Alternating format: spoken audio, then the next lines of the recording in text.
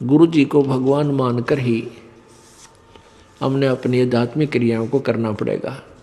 क्योंकि आप जब गुरु जी के पास जाओगे तो आपके मन में ये होगा, यदि इनके स्थान पर भगवान होते आज तो आप कैसा व्यवहार करते। निष्कपट गदगद आत्मा और चेहरे की तरह इन्हें देखते रहते।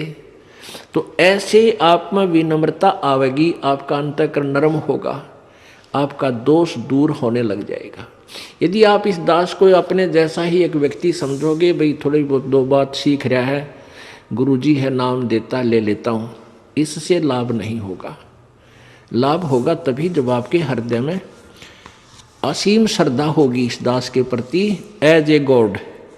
दास गॉड नहीं है, दास भगवान नहीं है, लेकिन आपने सपोज करना पड़ेगा, आपने मानना पड़ेगा इस इक्वेशन को, इस प्रश्न को हल करने के लिए, जन्म और मृत्यु के इस प्रश्न से पीछा छुटवाने के लिए, हल को सोल्व करने के लिए, प्रॉब्लम को आपने मानना पड़ेगा। ये रूल है ईश्वर का। तो आप अपने हृदय से मानोगे, औपचारिकता नहीं, हृदय से करना पड़ेगा।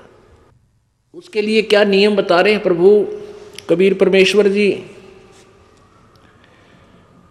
गुरु चरणन से ध्यान लगावे, अंत कपट गुरु से ना लावे। गुरु वचन निश्चय कर माने है, पूरे गुरु की सेवा ठाने। ओहो, गुरु वचन निश्चय कर माने, गुरु जी का वचन पर पूरा विश्वास रखे, जो वो कहें उसको अवश्य आज्ञा का पालन करे, और पूरे गुरु की सेवा यानी पूरे गुरु को बनावे, उसकी पूजा करे, उसके अनुसार साधना करे, अधूरों से नहीं। गुरु की शरणा लीजय भाई, तात जीव नरक नहीं जाई। गुरु कृपा कटे यम फांसी, विलम न हो मिले अविनाशी। गुरु बिन काहू न पाया ज्ञाना, जो थोथा भूछड़े किसाना। पूरे संत के बिना कहते हैं जो साधना भी कर रहे हैं वो ऐसी है जैसे कोई अनजान शराबी किसान और थोथे उसने कूट रहा हो, उसमें से अन्न निकालने के लिए कभी नहीं निकल सकता, कितना प्रयत्न कर ले, थोथे उसको कूटने से उसमें से अन्न नहीं निकले। जैसे धान निकालते हैं तो जिसमें धान सहित जो भूस है उसको कूटेंगे तो धान परल परल निकलेंगे, और उस भूस को कूटेंगे धान रहित तो कितना कूट ले, कुछ हासिल नहीं, कितना प्रयत्न कर ले। ऐसे ही शास्त्र विधि रहित और अधूरे गुरुओं के आधारित जो साधना हम कर रहे हैं वो थोथा भूस कूट रहे हैं। गुरु बिन काहू न पाया ज्ञाना, जो थोथा भूस छड़े किसाना। तीर्थ व्रत और सब पूजा, गुरु बिन दाता और न दूजा। नौनाथ 84 सिद्धा, गुरु के चरण सेवे गोविंदा। गुरु बिन प्रेत जन्म सब पावे, वर्ष संसर गर्भ सुरहावे। गुरु बिन दान पुण्य जो करही, मिथ्या होव कदे ना फल ही। गुरु जी के बिना आप कोई भी दान पुण्य करते हो मिथ्या होगा, कभी नहीं फलेगा। गुरु बिन भरम न छूटे भाई, कोट उपाय करो चतुराई। गुरु के मिले कटे दुख पापा, जन्म जन्म के मिटे संतापा। गुरु के चरण सदा चित दीजय, जीवन जन्म सफल कर लीजय। गुरु भक्ता मम आत्म सोई, वाके हृदय रहूं समोई। ओए होए, अब फाइनल फैसला कर दिया गुरु परमात्मा ने, कबीर जी ने, कि गुरु भक्ता मम आत्म सोई। जो गुरु जी का सच्चा भक्त है, जैसी लगन गुरु जी में है, उसकी सच्ची श्रद्धा गुरु जी के ऊपर है, तो गुरु भक्ता मम आत्म सोई, वो मेरी आत्मा है, वो मुझे प्यारा लगता है जो गुरु जी के साथ निष्कपट भाव से सच्चा भक्त है उसका। गुरु भक्ता मम आत्म सोई, वाके हृदय रहूं समोई। मैं उसके हृदय में समाया रहूंगा। जब तक आपके हृदय में प्रभु समाये रहेंगे तो आपकी श्रद्धा भगवान में बनी ही रहेगी। आपके मन में जरा सा भी मैल दास के प्रति आएगा किसी भी पॉइंट से, भगवान वहां से हट जाएगा। जब भगवान का पंजाब से हट गया तो आप निरीकोबद्ध सोचोगे, सारी उल्टी भावना बन जाएंगी। आज ये दास आपको अच्छा लगता है, फिर आपको दुश्मन दिखाई देगा, क्योंकि काल प्रवेश कर जाएगा। जब आपका नाम खंड हो जाएगा, ये पहली पहचान होगी, आपकी रुचि नहीं बनेगी इस दास में। उसका तरीका यही है कि फिर आपको ज्ञान है भगवान का तो फिर आइए, और किसी भी कारण से आपका नाम खंडित है, उपदेश दोबारा मालिक के चरणों में विनती कीजिए और उपदेश पुनर्प्राप्त कर लीजिए, फिर आपका फिर कनेक्शन जोड़ देगा। बहुत दयालु है प्रभु। गुरु भक्ता मम आत्म सोई, वाके हृदय रहूं समोई।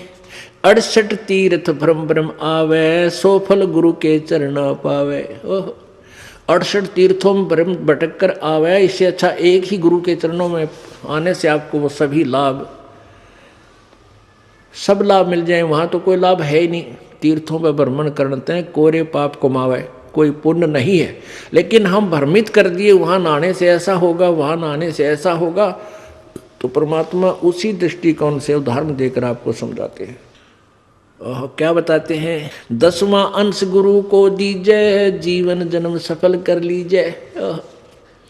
10वां अंश अपनी कमाई का, नेक कमाई का 10वां अंश दान में लगावा, गुरु जी को देवे, जीवन जन्म सफल कर लीजिए। 10वां अंश गुरु को दीजिए, जीवन जन्म सफल कर लीजिए। गुरु बिन होम यज्ञ नहीं कीजिए, गुरु की आज्ञा माए रहीजे। गुरु जी के बिना कोई भी आपका धार्मिक अनुष्ठान आपने नहीं करना है और गुरु जी की आज्ञा में ही चलना है। अब कितनी गहरी वाणी बोली है प्रभु ने। गुरु सुरतुरु सुरधेनु समाना, पावे चरणन मुक्ति परवाना। आप जो सतगुरु हैं, पूरे गुरु हैं, देवताओं के एक सुरतरु बताते हैं। स्वर्ग में एक सुरतरु, देवताओं का वृक्ष, तरु माने वृक्ष, कहते हैं उसके नीचे बैठकर जो भी कामना करते हैं वही मनोकामना पूर्ण हो जाती है। सुरतरु बोलते हैं उसके, देवताओं का वृक्ष। और एक सुरधेनु यानी देवताओं की गाय, उसके पास जाकर के जो भी याचना करते हैं उसी वही यानी आहार, उसको खाद्य पदार्थ बना बनाया तैयार मिल जाता है। तो कहते हैं गुरु जी, सतगुरु जो होते हैं वो सुरतुरु भी है और सुरधेनु भी है। गुरु गुरु सुरतुरु सुरधेनु समाना, पावे चरण मुक्ति परवाना। तन मन धन अर्प गुरु सेवे, हो गलतान उपदेश से ही लेवे। तन मन धन अर्प, अर्पण करके और गुरु जी की यानी शरण ग्रहण करे, उपदेश ले। तन मन धन अर्प गुरु सेवा। तन मन धन कैसे अर्पण करना है?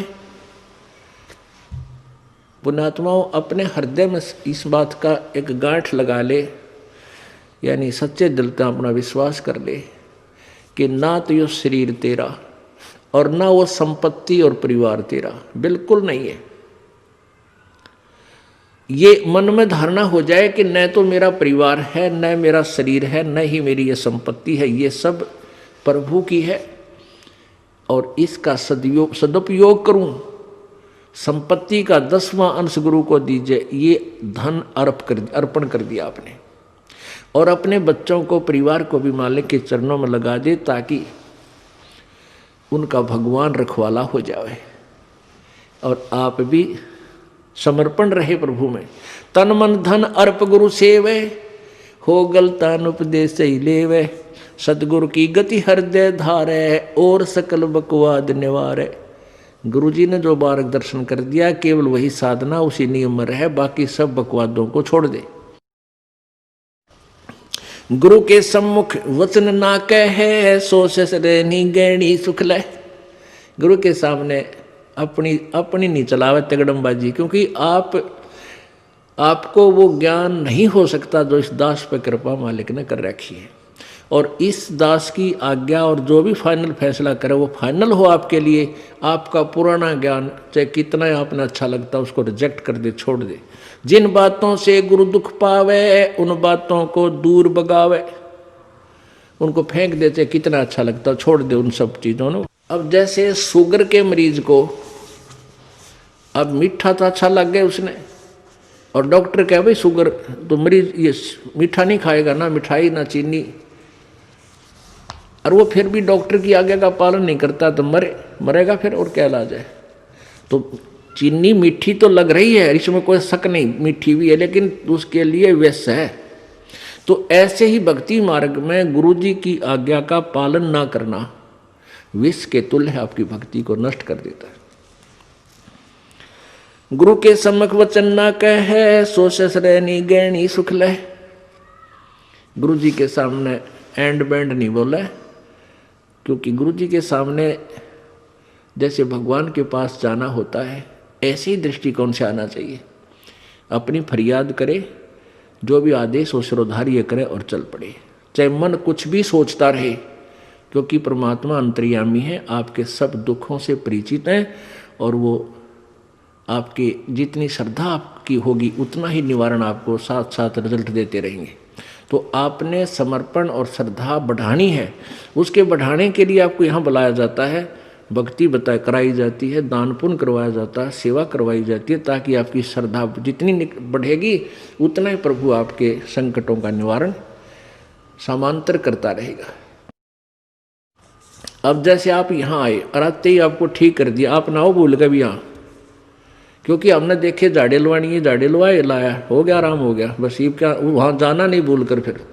तो यहाँ आते भी आपको सुख दिया जा सकता है, लेकिन ये परमात्मा चाहते हैं कि ये बच्चा आते कुछ तो राहत अवश्य देगा, ताकि आपका विश्वास बने। और आप पर आज कलयुग में आगे हो इतने पाप है गिनती नहीं, एक सुख थोड़ा बहुत मालिक अपनी तरफ से अवश्य देता आपको, फिर 100 संकट और हैं अभी तो आपके ऊपर बैलेंस, वो भी निवारण करवाने हैं। तो फिर आपको बुलाया जाता है कि आप महीने में एक बार अवश्य आइए।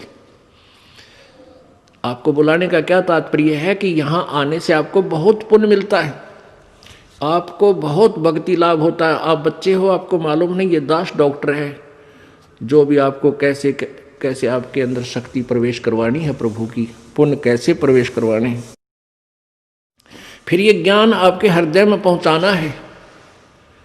और जिस दिन आपकी श्रद्धा पूरी हो जाएगी, आप सपने में भी दुखी नहीं होगे, ये सत्कर मान लेना। क्योंकि पाप जब बढ़ जाते हैं, दिन में भी दुखी, सोए फिर भी दुखी, क्यों सपने भी बुंडे बुंडे आवे।